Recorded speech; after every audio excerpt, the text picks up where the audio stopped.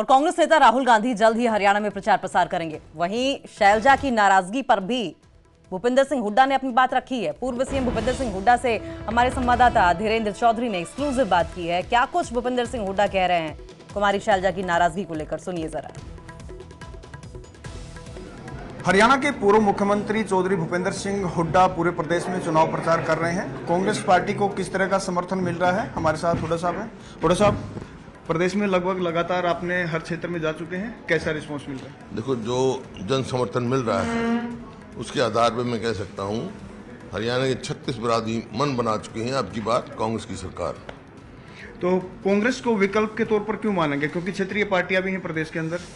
क्योंकि आपने लोकसभा में देखा, लोग अपनी वोट व्यक्त नहीं करते लोकसभा, क्योंकि हरियाणा में सीधा मुकाबला कांग्रेस और बीजेपी का है, तो अपनी वोट खराब नहीं करेंगे लोग, और इस वास्ते कांग्रेस को विकल्प के रूप में देख रहे हैं। कांग्रेस और बीजेपी के कई बड़े नेता हैं जो निर्दलीय तौर पर लड़ रहे हैं, क्या आपने मना पाए?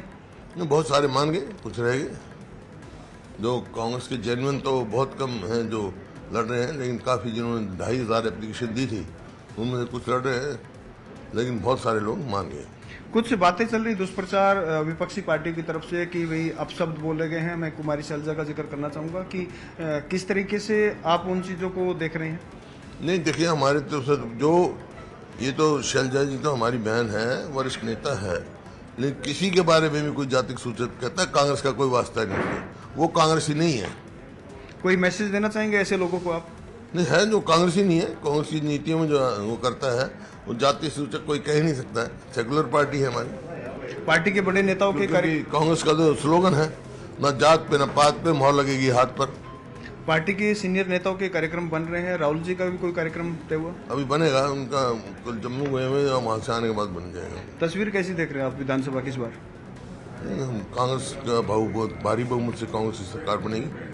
जैसे कर्ज की बात कर रहे हैं आप, प्रदेश के अंदर कर्ज बढ़ रहा है और आपके घोषणा पत्र के अंदर जैसे महिलाओं को 2000 रुपये देने की बात है और फिर 6000 रुपये पेंशन की, तो कैसे मैनेज होगी चीजें?